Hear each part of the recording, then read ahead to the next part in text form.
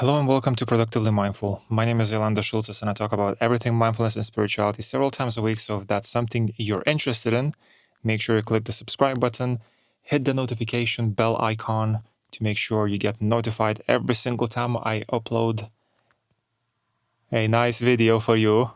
I spoke about this with a beautiful viewer of mine a few days ago. If you're watching this, thank you very much for jumping on the call with me. I really appreciate it. But he asked me an interesting question, very, very simple question. And it was, am I happy with life? And truth be told, it's not an easy question to answer because happiness is, I guess, a subjective topic. And happiness is, to some degree, artificial, I guess. But let me explain what I mean. So firstly, can we truly be happy? And the answer is obviously yes, because we experience happiness. I'm sure the majority of you watching have experienced happiness. Happiness is a true feeling. It's a feeling that we all feel. It's a feeling that we feel strongly in our hearts when it takes place. So it's an actual feeling. It's not just some sort of a machine-created fictional sense of joy. It's an actual feeling that we can feel. But the problem with happiness is that it is a fleeting. So if happiness is fleeting, and yet we essentially want to be happy all the time. We want to feel good. We want to feel positive. So we want to feel happiness all the time. But if happiness is fleeting, what is it that we're looking for? Is it really happiness that we're looking for, or is it something else? I think what we are looking for, I personally believe that we are looking for contentment and peace. Contentment and peace are two things that are not fleeting, and they can be permanent.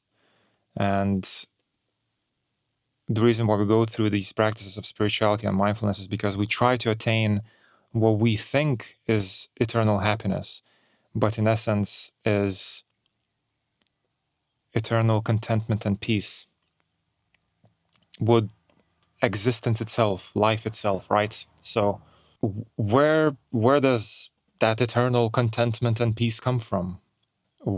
How does it materialize into existence of oneself? Where does it begin? Where does it end, if it ever ends? What is it? Contentment is already here. It's all around us. It is the light that surrounds us at all times.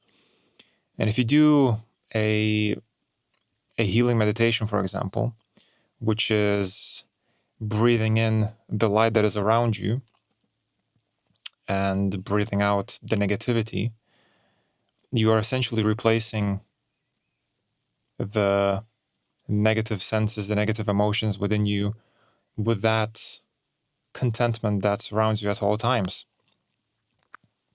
That contentment heals your body, heals your soul. Your body can repair itself, which is why it's called the healing meditation. But the reason why we struggle to let that light in is because our ego is a very counterintuitive being, counterintuitive essence of which is a part of us. And it creates a vacuum seal around our true essence. It literally seals what we truly are away from that light of contentment that surrounds us at all times. It does that because we associate ourselves so strongly with the ego that we think that we are the ego. And by chasing happiness of the ego, we chase contentment of the ego. And our ego's contentment means that we suffer, our true selves suffer unbeknownst to us. Our true selves are locked in this cage, like I said, this vacuum sealed environment where nothing comes in, nothing comes out. We're just locked into this bubble of contentment with what we already know, what we already have, or rather happiness, I should say. Happiness with what we already have, or what we already experience, what we already know. Happiness with avoidance of change. And in fact, the seal of that vacuum is so strong that for a lot of you, hearing what I'm saying might already cause discomfort and denial. We and the ego are one, and that is why we choose happiness. So what we need to do is we need to create a duality to remove the significance of the ego. We need to separate ourselves from the ego so that we don't associate ourselves so strongly with that image that we have created over our existence in this physical world. What we truly are is beyond physical, the true essence of us, but we associate ourselves so strongly with what we think is real because we experience it as real. It has such a tight grip on us. It seals us in that vacuum bag, and we just cannot experience true contentment. It's artificial contentment through happiness. So what you need to do is simple. You need to accept your situation to be able to break the vacuum seal of the place that you're locked in. Locked in. Break that vacuum to create space, create a small gap for true contentment to pour in, for that light that surrounds you to start shining onto you, the true you that's within. Eventually that light will become so all-encompassing, it's going to completely rip apart whatever that vacuum seal was and push out the ego into the background. It's not going to be part of you. It's not going to have a hold on you. It's just going to become this background existence that is still part of you, but is not you. Is it happiness we chase, or is it comfort? And we just associate comfort with happiness. Happiness is fleeting, but comfort can come from contentment and peace. No, what I mean is that when you're like our comfort, we like if we're comfortable in danger, like say when you go through traumatic experience and stuff, or you're in an abusive relationship, it's comfortable, even though it's like it's really odd to explain. Like although you're in like this state of survival, you're comfortable in that, so you assume you're happy in this state of because it's familiarity for the ego. I think happiness and comfort are interchangeable when it comes to ego, because in order to be happy you need to be comfortable, but in order to be comfortable you need to be happy. Your ego needs to be happy. Does that make sense? No. Like you need one to have the other. I get that, but what I mean is I don't see happiness and like I don't see myself when you're saying like we're chasing happiness and all this kind of stuff. I feel like it's more to do with it's a case of trying to, yes, you're trying to appease the ego, but it's not to make the ego, it's to make it comfortable. And when your ego is comfy in like it has like a distorted view of what is comfort. So what is comfortable doesn't necessarily mean it's good. No, yeah. But it's good for the ego. Yeah. So we always chase the comfort to be happy. Yeah. Chase the comfort of the ego to be happy. Okay. If that makes sense. Okay.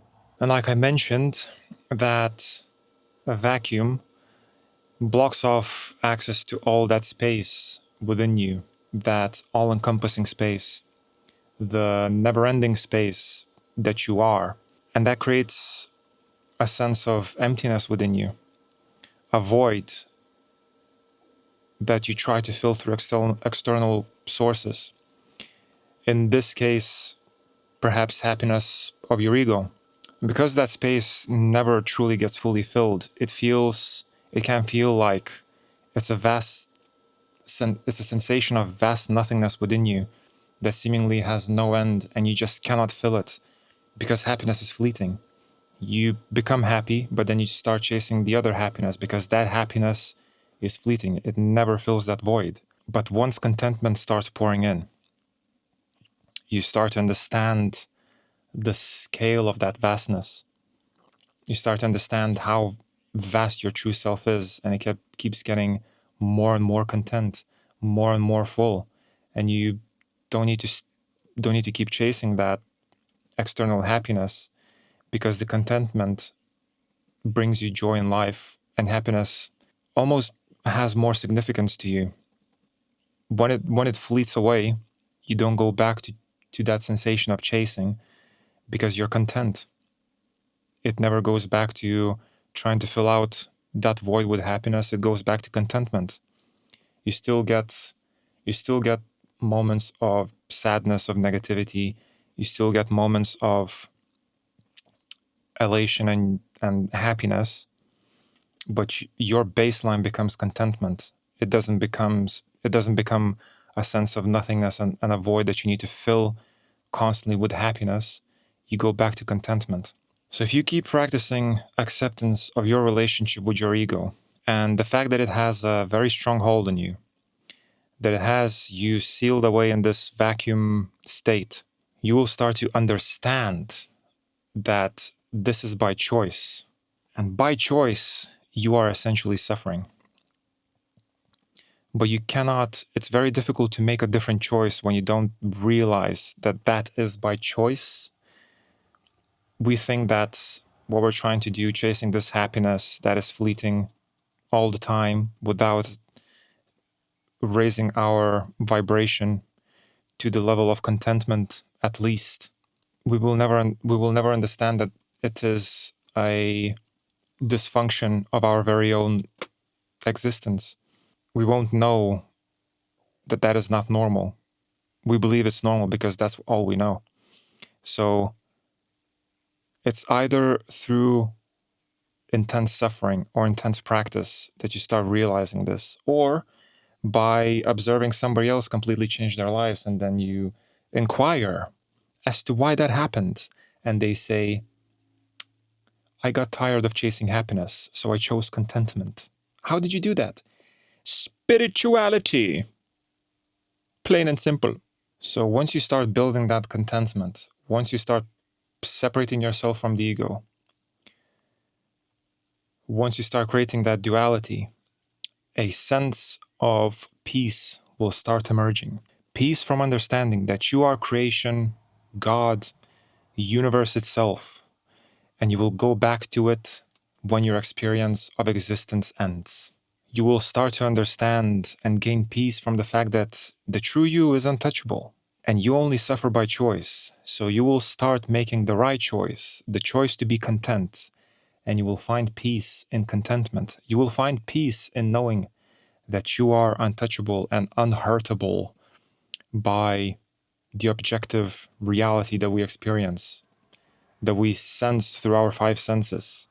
The true you is untouchable, unhurtable, undeniable. While you are here,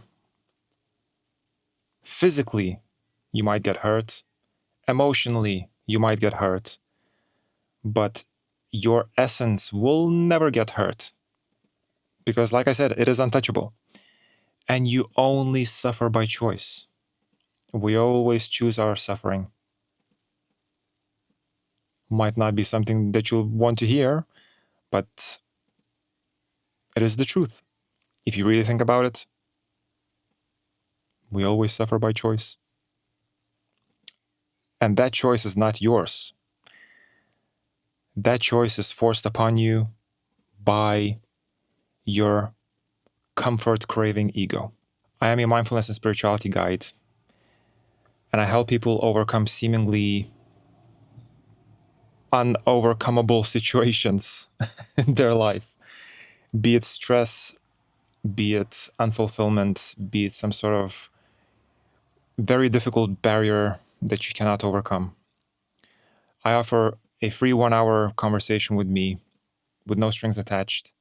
If that's something that you're interested in, if you want some guidance, perhaps bounce off some ideas, some sort of deep spiritual conversations, then click the link tree underneath. It will have a booking link there.